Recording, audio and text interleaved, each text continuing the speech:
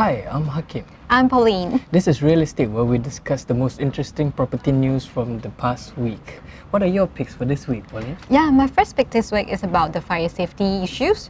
Only 3 out of the 38 tahfiz schools in Malacca has complied with the fire safety standards, according to the recent inspection carried by the Mumba, which means 90% of them is actually at risk.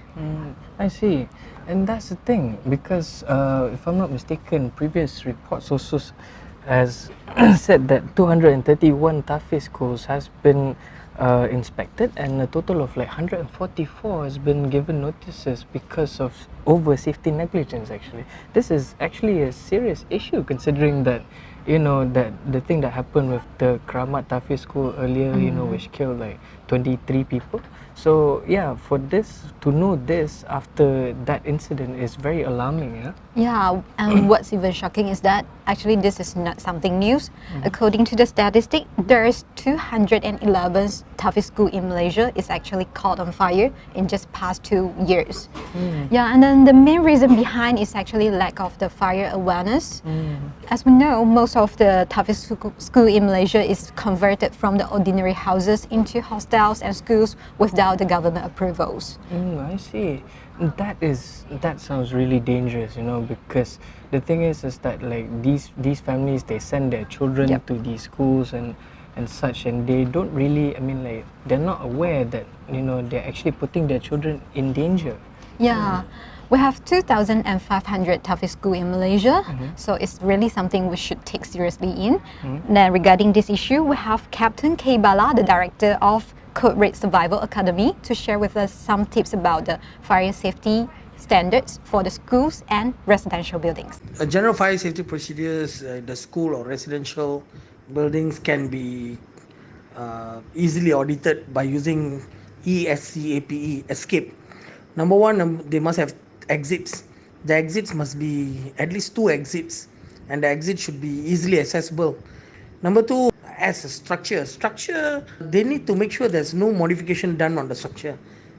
When the structure's modification is done, they need to get a proper certification from the fire department and relevant authorities.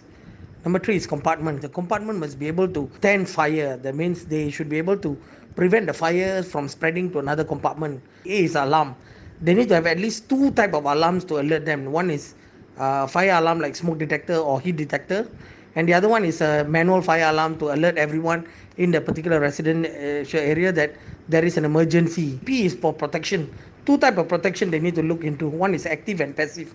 The active protection is the one that you have to go and take it and use it, like fire extinguisher, hose rails, and people need to be trained.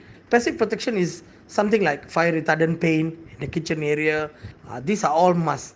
E stands for emergency power supply. They must have emergency power supply, emergency lighting, emergency backup for lifts, emergency backup for all the sprinkler system in the building, emergency plan, emergency evacuation. So this is what we call emergency plan. Thanks, Captain K. Bala, for sharing. Actually, not only for schools or public areas, everyone should take the fire safety seriously and practice it in our daily life. And remember, guys, escape. Yeah, so we can avoid all these preventable accidents. Yeah, Hakim, is now your turn. What's your pick this week? Well, my pick for this week is that residents to make way for the construction of the MRT2. Now, according to recent reports, 270 families who are living in a 40-year-old police quarters in Sentul has to be relocated to make way for the new MRT line. According to the reports, the families will be relocated to a bigger size unit with modern facilities, and that will happen by the end of next year, actually. It's actually not a bad thing, since they can get a bigger unit with better facilities. True, but then again, it doesn't really sound fair, now does it? Because these people have to be relocated just in the name of progress. Actually, this situation reminds me about the Rio Olympic Games, which their local residents is being pushed away from their home just to make way for the construction of the Olympic parks or other facilities. Because actually, this is not the first time.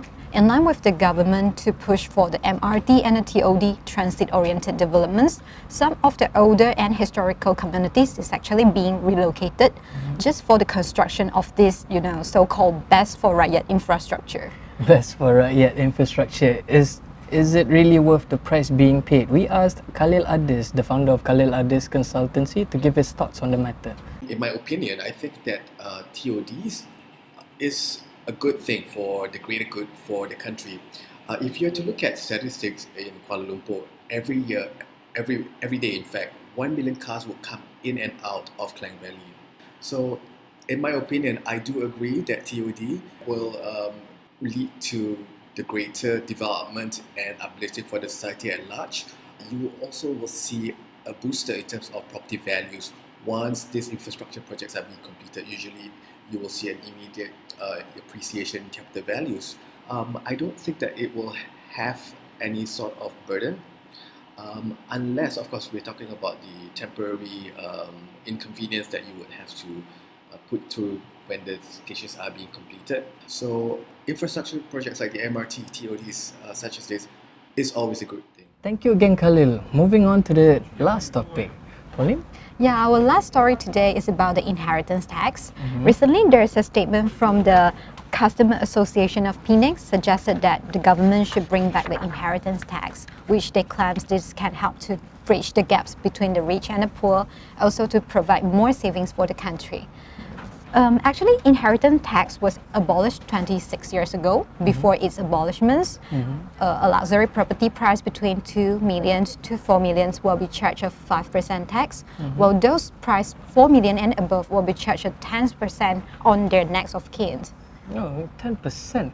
Yep. That's actually quite huge, isn't it? As in, like, if for instance, if my old man were to pass me, I mean, like, he doesn't have a 4 million house, but for instance, if he does, you know, that would be like what, 10%? That's like 400,000. Yeah. I have to bear that cost if I want to take that house. That's a lot. So that's why we have a different voice from the REDA. The REDA patron Ng Sang Leong is saying that if the revival of inheritance tax may cause the capital outflow in our country, because this may be forced the owners try to put their money elsewhere instead of in the country, maybe to invest in foreign fund, trust, foreign property, or just put their money in some overseas accounts. I see. Taxing the wealthy, is that good or bad? Let's listen to Alfred Chong, lawyer from HL Lee & Co., to share his opinion regarding the reintroduction of the inheritance tax and what it means to the property holder if it is implemented. First of all, I would like to put in a disclaimer to state that this opinion reflects the opinion of myself and not the firm. It would actually encourage the disposal of assets and gifts by people before their death. So in order to reduce the value of the estate, so that in the event that they actually qualify to pay for such tax. Second of all, this would require a declaration of assets upon the death of the person by the estate, and whereby this would be for all estates, so that to determine whether the property actually qualify for the tax. So there would be, the state would know actually, you know, the value of the people and all that upon their death. So third of all, this would also encourage people to give away their assets, you know, to charity and certain organizations before their death as well, so that their family members and loved ones do not incur this tax as well. Now, aside from this, what are the disadvantages? Aside from the obvious, if you look at that they have to pay the tax, the fact is that this would encourage inheritance disputes. So, as in the amount of tax payable, the amount of assets that a person has. Second of all, this to encourage the disposal of assets by the estate, by the creation of debts or loans which are not real, in order to reduce the value of the estate before the death of the person. With the reintroduction of the inheritance tax in Malaysia, Malaysians would be more creative in order to avoid such tax, and this could involve buying the property for their children in their name of their children, or transferring the property into their children's name earlier, and for love and consideration. Or this normally this can be done provided that the child is above the age of minority, which is 18 years old. Second thing is that they might actually be looking at buying any properties that they have. It's possible they might vest it in companies as well, or hold them in trust for their children as well. This is how they would bypass this inheritance tax. Alright, thank you, Alfred, for the insight. However, according to MOF, they won't be reintroducing this tax within budget 2018. And also, fun fact, the CAP has been calling for the reintroduction of this tax since 2001. So maybe we still have to talk about this topic next year? Well, maybe. Well, that's it, guys. This is the end of The Real. This episode is produced by Tarmini. Like our Facebook page to keep up with all things real. I'm Hakim. I'm Pauline. See you next time.